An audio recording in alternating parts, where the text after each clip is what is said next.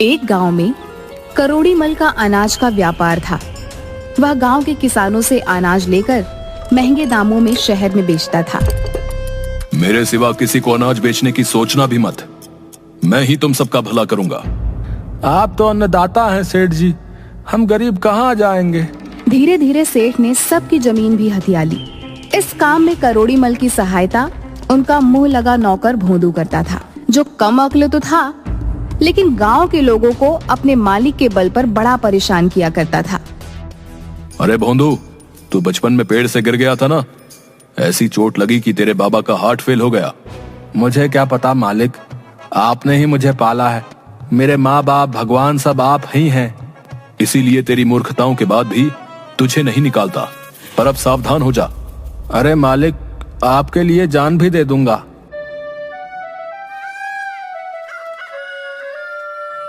एक दिन करोड़ी मल भोंदू के साथ सामान लेने शहर गया।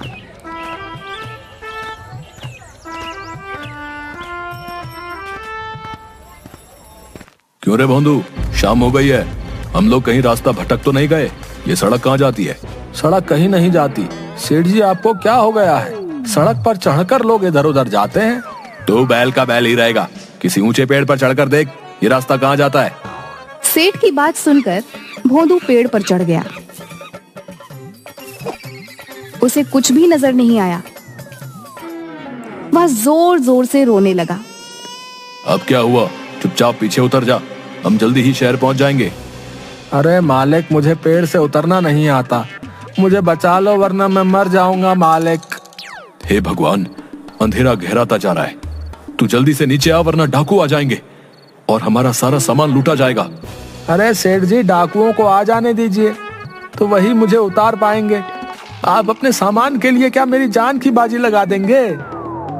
गोलू की बातें सुनकर करोड़ी मल सर पकड़कर बैठ गए। कुछ देर बाद सचमुच वहां से डाकू गुजरे।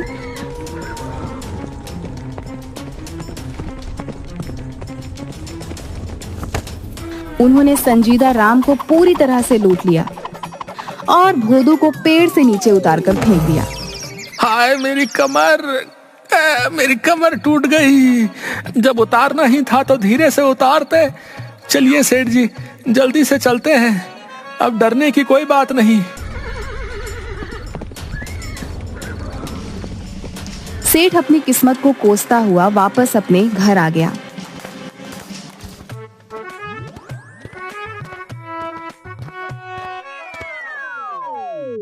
आज के बाद जब मैं सामान खरीदने जाऊंगा तो तू मेरे साथ नहीं जाएगा।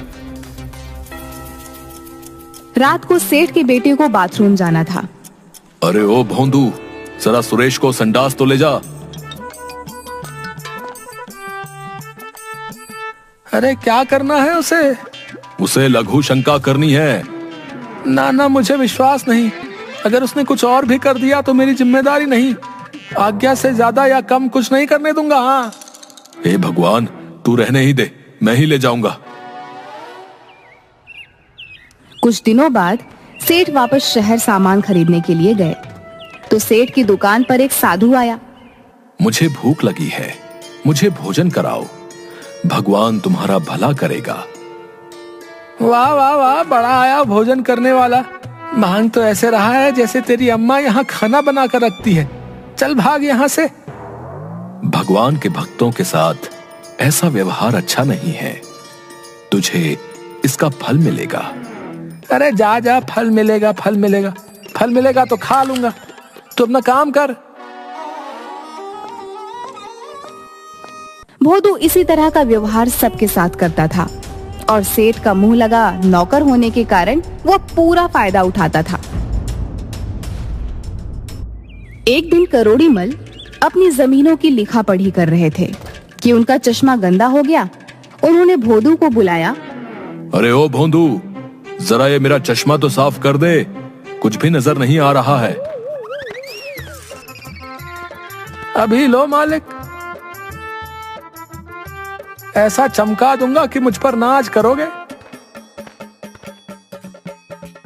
मालिक को खुश करने के लिए कमअक्ल भोंदू सोचने लगता है कि क्या किया जाए।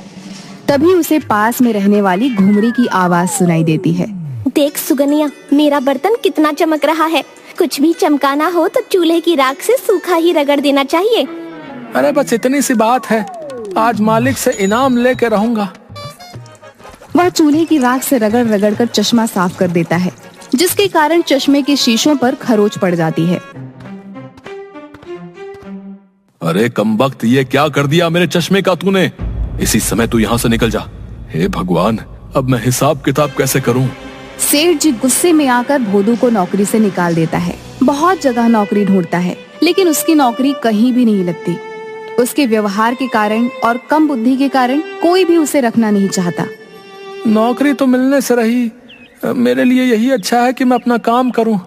आज से मैं जंगल में जाकर लकड़ियां काट लूंगा। ना कोई मालिक है, ना नौकर, ना कोई डांटना फटकार। आराम से जीवन बिता लूंगा। जिंदगी में कभी भी मेहनत से काम ना करने के कारण वह किसी तरह पेड़ पर तो चढ़ गया, लेकिन कुल्हाड़ी से लकड़ियां काटने में उसकी जान निकलने लगी। लेकिन वह थोड़ी बहुत लकड़ियां काट कर ले आया और उन्हें बेचकर एक दिन का खाना बना लिया। अगले दिन वह फिर लकड़ियां काटने चला। मुझसे ज्यादा लकड़ियां तो काटी नहीं जाती हैं। ऐसा करता हूँ, पेड़ की सबसे मोटी डाल पर बैठ जाता हूँ, उसी को काट दूंगा। भले ही एक टहनी काटूं, कम से कम ज्यादा लकड़ी तो मिलेगी। वह जिस डाल पर बैठा है उसी डाल को काटने लगता है। तभी वहाँ से एक साधु गुजरता है और उसे इस तरह से डाल काटते हुए देखकर जोर से चिल्लाता है। अरे मूर्ख, पागल तो नहीं हो गया है? जिस डाल पर बैठा है उसी को काट रहा है। मरना चाहता है क्या? अभी नीचे गिरेगा। साधु की बात पूरी होने से पहले डाल टूट जाती है और भोदू सूखे पत्तों के ढेर पर गिर जाता है और मन ही मन सोचने लगता है, लगता है ये साधु बड़ा ही चमत्कारी है। इसे सब कुछ पहले से पता है। मुझे इसके ही पैर पकड़ लेने चाहिए, यही मेरी नैया पार करेगा। अरे भाई, क्या तुम कोई ज्योतिषी हो? तुम्हें मेरे गिरने का पता पहले ही कैसे चल गया? तुम महाज्ञानी हो, जरा दया करके मुझको बताओ कि मेरा भविष्य क्या है। भोदू की इतना कहते ही साधु समझ गया कि भोदू पूरी तरह से मूर्ख है। उसे याद आ गया कि इसी भोदू ने उसके साथ बुरा व्यवहार किया था। वाह प्रभु, आपने इसको सबक सिखाने के लिए मुझे अवसर दे दिया। बिल्कुल सही समझे। मुझे वर्तमान भविष्य सभी का ज्ञान है बच्चा। मेरी दिव्य दृष्टि बताती है कि तुम्हारी मौत तुम्हारा पीछा कर रही है। महाराज, ये आप क्या कह रहे हैं? मुझे कोई तो उपाय बताइए। बिना दान के ज्ञान नहीं दे सकता हूं।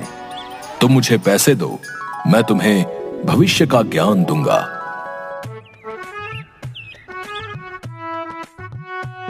जेबों में उसे एक आने के सिवा कुछ भी नहीं मिलता। साधु महाराज, मेरे पास सिर्फ यही एक आना है। कृपया इसे स्वीकार करें और मुझे बताएं कि मैं कैसे मौत से अपनी रक्षा कर सकता हूँ। साधु ने मन ही मन हंसते हुए उसके एक आने को अपने जेब में रखा और बोला, ये काला धागा अपने पैर में बांध लो।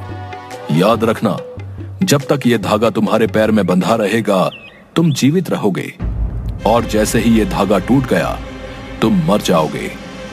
धर्मराज हाथ पकड़कर ले जाएंगे।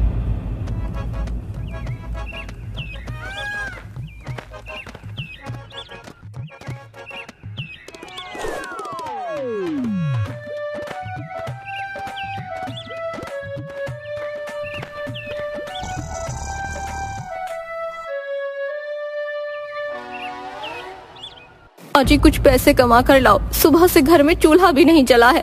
क्या हम लोगों को भूखा मारोगे? अरे भाग्यवान, मेरे पास ज्यादा समय नहीं है। मैं बिस्तर से उठा और मेरे पैर का धागा टूटा तो तू विधवा हो जाएगी। क्या बकवास कर रहे हो? धागा टूटने से भला कोई मरता भी है? अरे आज मैं एक ऐसे महाराज से मिला था जिसे भूत भविष्य सबका पता था। उन्होंने कह दिया तो ये होना निश्चित है। भोदू की पत्नी जानती थी कि भोदू के दिमाग में जो आ गया उसको हटाना नामुमकिन है। मजबूरी में वह खुद ही काम करने सेठ करोड़ीमल के घर गई।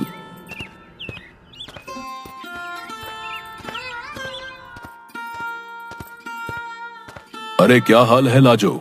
भोंदू ठीक तो है? इतने दिन हो गए, काम मांगने भी नहीं आया। अजय क्या बताऊं, वो तो रोज ही कुछ नए नए नाटक करते हैं। आजकल उन्होंने पैर में एक धागा बांधा हुआ है।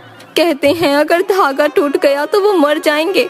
चल तू परेशान मत हो, मैं खुद तेरे घर चलता हूँ और उसे खींच कर ले आता हूँ। उस मूर्ख को मेरे सिवा कोई नहीं उठा सकता।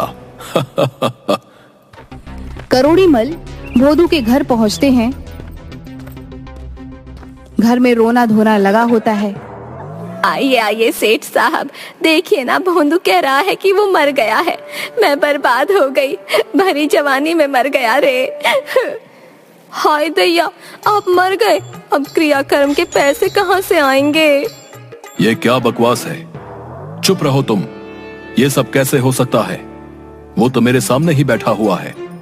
अरे भोंदू, तू क्या कर रहा है? सेठ साहब, जंगल में मैं एक बहुत बड़े साधु से मिला था। उसने मुझे पहले ही बता दिया था कि अगर ये काला धागा टूट गया तो मैं मर जाऊंगा। देखो ना, काला धागा टूट गया है। अब धर्मराज हाथ पकड़ कर ले जाएंगे। अरे पागल, जबकि सबके सामने जिंदा बैठा है तो मर कैसे गया? किसी ने तुझे बेवकूफ बनाया है। अब चल और काम कर। मैंने दूसरा चश्मा खरीद लिया है, चल अब उसको चमका दे। ये क्या कह रहे हैं मालिक? हम तो बाबा पर बहुत विश्वास करते हैं। मर गए तो मर गए, अब तो बस मेरे क्रियाकर्म का इंतजाम करिए। बाबा ने कहा था मरने पर धर्मराज हाथ पकड़ कर ले जाएंगे। अरे मरने के बाद तो धर्मराज के कोड़े खाने होंगे। दूसरा, ये सब तुझे जला भी देंगे। जिंदा रहेगा तो मेरे साथ हवेली पर ऐश करेगा। पर धागा तो टूट गया है। रहेगा मूर्ख का मूर्ख। अरे जब तक यमराज लेने आए कुछ और बांध ले, उन्हें कैसे पता चलेगा? अरे ये देख, अपनी कजरी के गले में पड़ी काली रस्सी धागे से ज्यादा मोटी है। पर वो हमारी कजरी को ले गए तो? अरे यमराज हाथ पकड़ के ले जाते हैं, कजरी के हाथ ही नहीं है। बस दोनों बच गए। वाह वाह मालिक, आप हमें बचाए लिए। अरे लाजो, आज से ये रस्सी हमरे गले में बांध दे, हम जी जाएंगे और कजरी भी जिंदा रहेगी। लाजो कजरी की रस्सी भोदू के गले में डाल देती है और करोड़ी मल उसकी मूर्खता पर हंसते हुए रस्सी पकड़कर उसे अपने घर ले जाते हैं।